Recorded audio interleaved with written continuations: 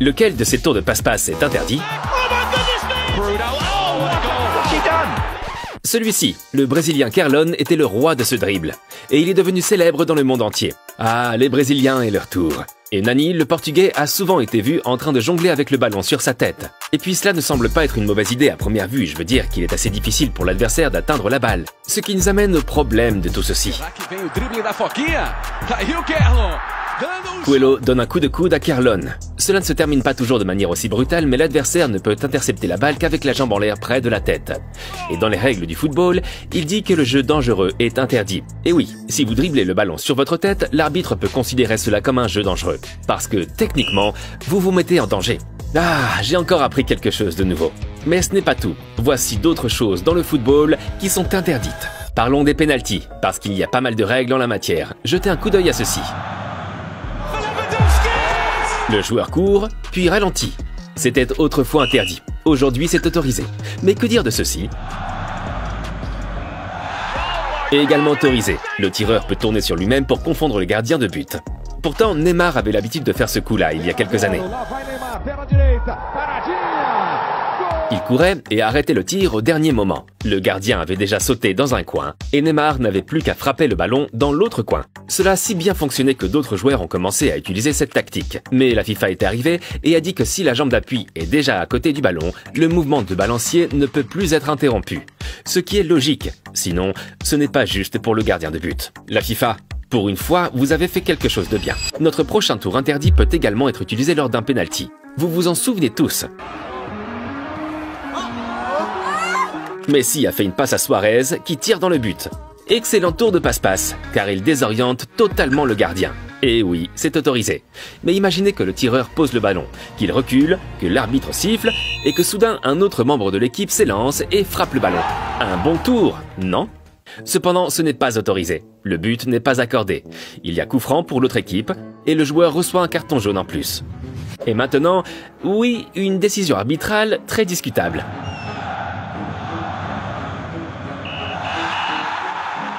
Que s'est-il passé? Sifon Moeti montre ses talents dans le championnat sud-africain et reçoit un carton jaune.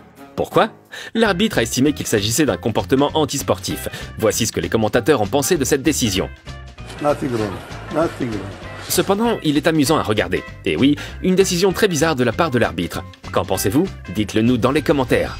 J'adore le futsal. Et l'un des tours les plus populaires? L'arc-en-ciel. Aussi appelé tour d'Okocha. Ah, ce mec était un sacré joueur. Mais lorsque Neymar a tenté le coup, cela ne s'est pas passé comme prévu. L'arbitre l'a apparemment averti de ne pas s'exhiber, ce qui pourrait être considéré comme un comportement antisportif. Neymar a demandé à l'arbitre ce qui n'allait pas, il jouait juste au football, et l'arbitre lui a finalement donné un carton jaune. Oui, c'est un peu exagéré, monsieur l'arbitre. Et maintenant, une scène qui pourrait être tirée d'un animé.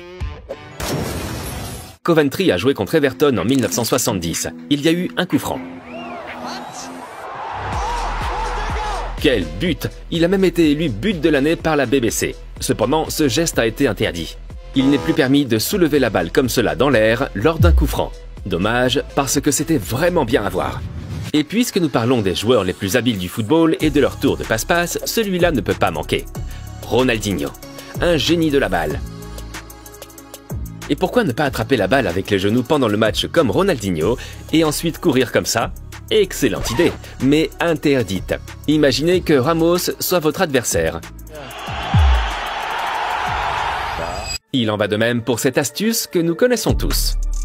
Mais ce n'est pas non plus une bonne idée de le faire pendant un match. Les blessures sont inévitables, ça peut être considéré comme jeu dangereux, c'est pourquoi ce n'est pas autorisé.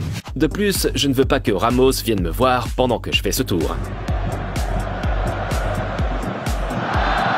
Jan Gunnar Solli passe le ballon sous son maillot. Ça a l'air cool, mais les règles disent non. Mais vous savez quoi? Cette vidéo est pleine de ceci et cela est interdit. Mais vous savez ce qui est permis? De s'abonner à notre chaîne. Notre prochain, ce n'est pas une astuce. Notre prochain sujet de discussion est interdit partout dans le monde, sauf dans les îles Féroé. Il y a assez de vent fort à cet endroit, et c'est pourquoi il est permis qu'un équipier tienne le ballon pendant un penalty. Sinon, le ballon continuerait à rouler loin du point de penalty. C'est génial, non? Et les terrains de football sont superbes là-bas.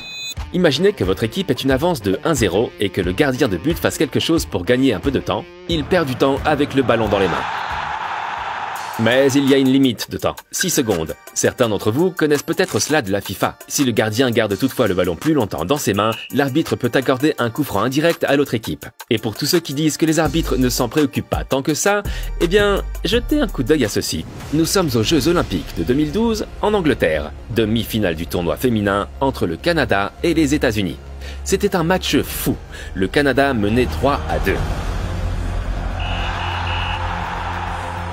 L'arbitre a en fait accordé un coup franc indirect. Le Canada n'en revenait pas. Les États-Unis ont bénéficié d'un penalty pour une main. Et au final, le Canada a perdu le match 4-3, également grâce à une décision arbitrale discutable. En parlant de penalty, le champion du monde Emiliano Martinez est un cauchemar à affronter lors d'une séance de tir au but. Il sait exactement comment pénétrer dans l'esprit de son adversaire. Ceci cependant n'est plus autorisé. Le gardien n'a pas le droit de sauter, de frapper le poteau ou la barre transversale, de toucher le filet ou de se détourner. Les adversaires de Martinez seront heureux. Et maintenant, un tour dont nous savons tous qu'il est interdit. La passe en retrait vers le gardien de but qu'il ramasse ensuite avec les mains. Mais il n'en a pas toujours été ainsi. Cependant, cette technique a été utilisée de manière tellement extrême au début des années 90 que tous les fans de football l'ont détestée. Je veux dire, regardez le Danemark à l'Euro 92. Les passes en arrière sont désormais interdites. Et oui, cela s'applique également aux passes en arrière avec la tête en essayant de surmonter cette règle. Bien essayé, Verratti. Le football est en constante évolution et les règles changent constamment. Saviez-vous par exemple que les célébrations de buts prolongés devraient être évitées à partir de la saison 2023 et qu'elles seront désormais ajoutées aux arrêts de jeu? Et il y a eu une nouvelle règle en 2019. Lors d'un coup d'envoi, le gardien de but est désormais autorisé à faire une passe à ses coéquipiers lorsqu'il se trouve dans la surface de réparation. Mais cela n'a fait que retourner la situation. Quelques équipes ont trouvé une faille à laquelle les législateurs n'ont probablement pas pensé. Le gardien de but envoie le ballon à un joueur qui le renvoie de la tête. Le gardien attrape le ballon et peut maintenant aller à la limite de la surface de réparation. Il ne s'agissait pas d'une passe en retour selon les règles de l'époque. Mais cela a été rapidement interdit. Et maintenant, après avoir parlé de toutes les choses interdites, parlons d'une règle amusante. Nous sommes en finale de la Coupe du Monde 1974, Allemagne contre Pays-Bas. L'ambiance dans le stade olympique de Munich est fantastique. Tout le monde attend le début du match. Mais l'arbitre ne veut pas donner le coup de sifflet. Les arbitres de touche ont oublié les drapeaux de coin. Et sans eux, un match de football ne peut pas commencer. La finale a commencé avec 2 minutes de retard et l'Allemagne a remporté son 2e titre de champion du monde.